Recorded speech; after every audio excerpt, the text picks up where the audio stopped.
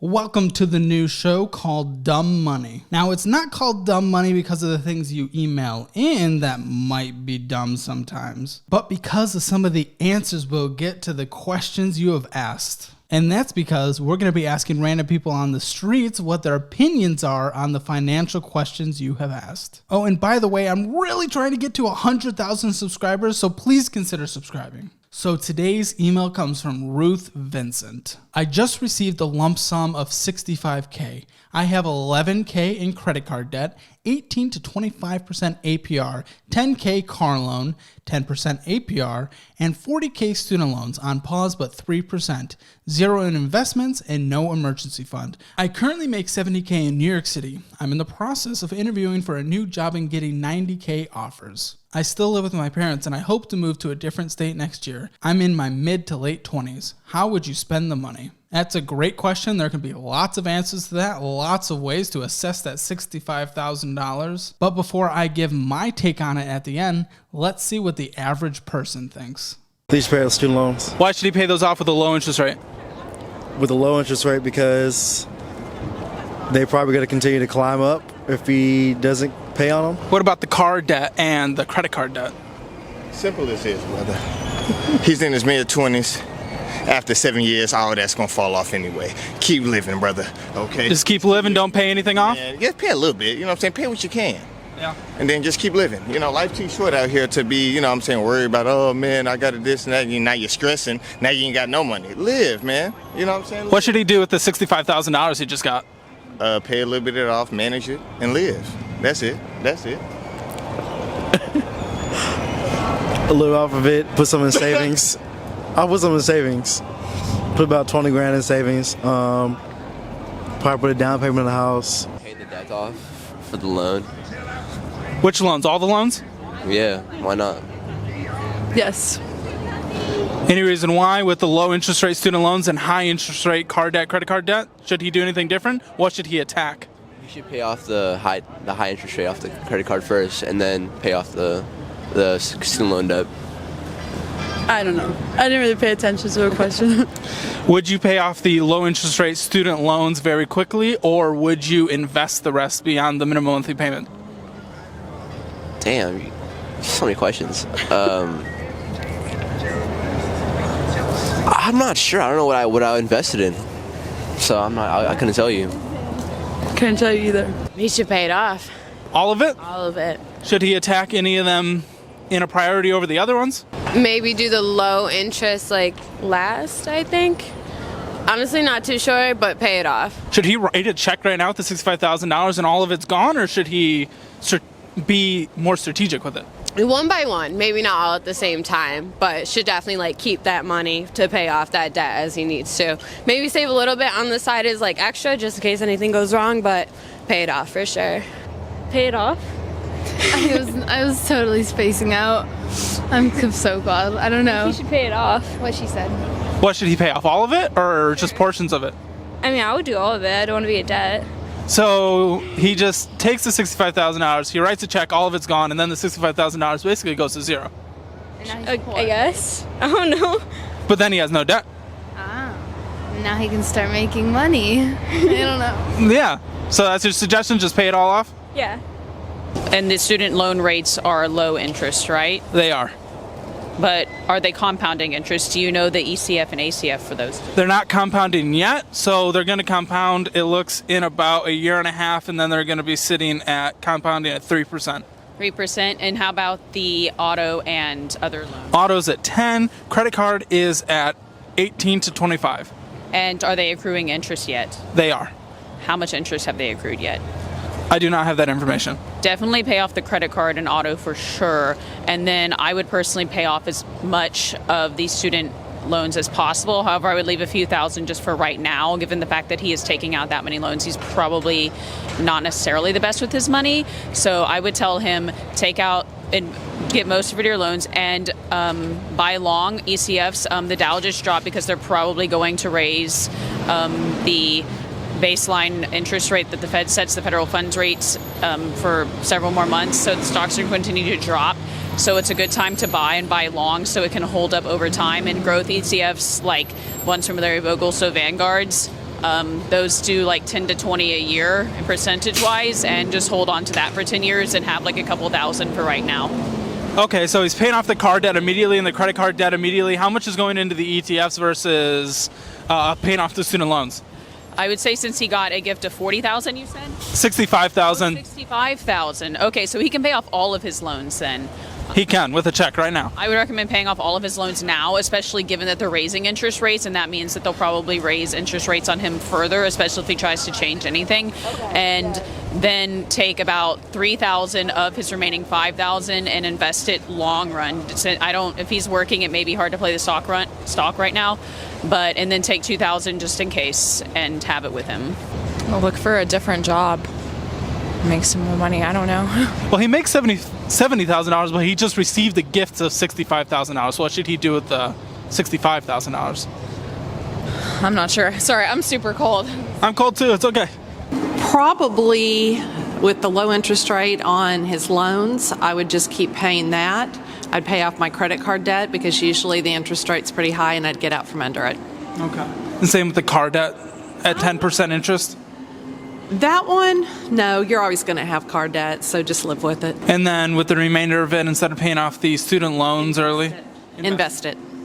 Yeah, make it grow. Make it work for you. Well, if he has low interest rates on his loans, I mean, if you can find something that'll get you a higher interest on your return on your money, you should just invest your money. But if you can't find something better, you should pay it off first, definitely. So the credit card debt and the car debt is over 10% interest, but the student loans are under. What should he do with those debts? Oh, you have to pay the 10% back immediately. That's way too high. I think that's insane, actually. So you should pay that back immediately and then maybe set up a nice plan to pay off the rest over time. Would you do minimum monthly payments on the student loans and invest the rest? Or attack them a little aggressively? Sounds like not too aggressively from your standpoint. Yeah, like I said, if it's low and you can make a better return on your money, minimum payments might be the way to go. So I think as long as the way to maximize your money is just getting a better return than what you're actually giving away is the best way to go, I think. Ooh, take care of the high interest ones first, and then definitely start tackling those low interest ones after that, but just taking out the high interest ones as fast as you can. Are any of them on the debt pushback plan thing? The $40,000 in student loans, I think, are. Okay, yeah, so if he has more time before he's going to get interest on those, then takes lower priority, I would say. Should he do minimum monthly payment on those and then invest the rest, or what would you do with the extra money? Ooh, well, definitely depends on their confidence in investment. If they feel pretty confident in being able to get back what they invest, then sure, but I don't know. I personally have low confidence in that, so I would say just start taking those minimum monthly payments and then go with what I know for sure. So a good amount of different opinions there, from keeping car debt is normal and everyone does it and it's just going to happen no matter what, to just live your life, spend the money like it doesn't matter. That has to be the worst one. And people who took the time and actually thought about it in a logical way using basic math and basic common sense. But for you, Ruth, what would I do were I in your shoes? Not official financial advice. Well, here's the thing. Okay, you have $11,000 in credit card debt up to 25% interest. You're going to pay that off today. That's not even something that's we're even thinking about that. That's not even a question that we're even bouncing around in our brain. That's gone. It's gone. It's disgusting. I want to vomit. That's gone. It's gone. The 10K car loan, 10% APR, still terrible interest rate on a depreciating asset in normal times. And it is actually probably depreciating now at this point. But yeah, that's also gone. But the 40K in student loans, that's where things get interesting. Now, there's certain people like our boy Dave Ramsey who says, yeah, pay that off now. And there's a lot of logic behind that. One, it just goes from the less minimum monthly payments you have, the more your income can be used to build wealth. Two, if you're diverting your focus into different camps like investing and paying off your debt, it makes it harder to do either of those because it makes more sense to focus all of your energy into one thing. Three, all debt is bad and it just adds unnecessary risk in life. And those are all very good points. He talks a lot about how it's behavior over math, but I only answer questions based on what I would specifically do. And I do not allow my basic human emotions, basic caveman behavior to trump math. Math always wins, and as long as you're able to understand that with the mental capacity of hopefully over the age of 15, then it is always justified. So let's break down the math. How would this $40,000 in student loans at 3%, which are currently paused, look? First, I'm just going to say this. Because they're paused right now and the payment will start late summer, early fall next year, in any scenario, we're just not paying out now because it doesn't make mathematically sense to do so. And I'm not going to have an argument back and forth whether or not that should be the case.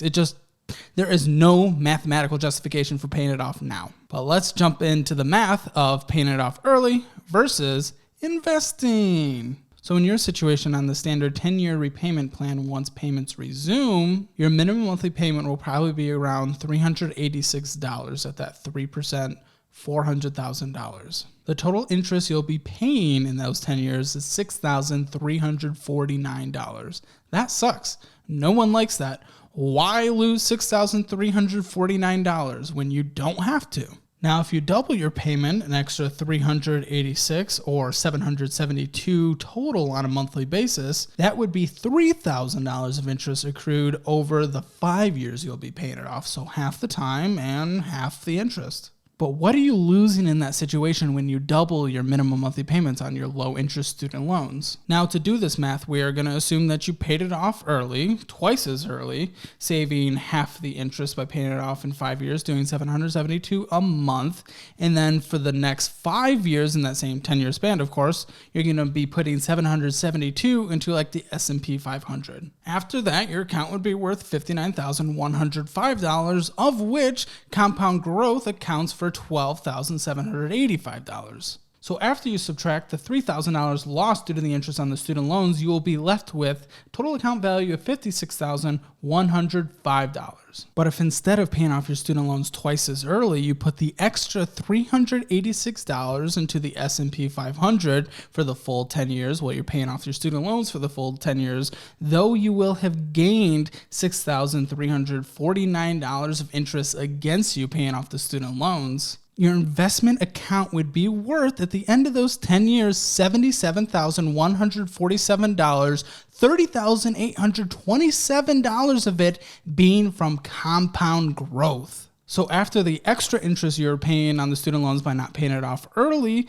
you subtract that from the grand total, you have walked away with $70,798. This means by choosing to pay your student loans off early in this equation, you are choosing to lose $14,693 over the course of 10 years. And I don't know if you know this, but $70,798 is slightly bigger than $56,105. I choose $70,000. So because of this, I would never put my simple, basic human emotions and behavior, caveman style, over the reality of math. But there is a caveat to this. Though, of course, I would rather invest the extra money instead of paying off the student loans twice as early. If instead, Miss Ruth, you are taking that extra $386 a month and spending it on bulk in things that don't matter, then no, absolutely take that extra money and put it towards student loans. Just don't be dumb. So in the end, what I would do if I were in your shoes, not official financial advice,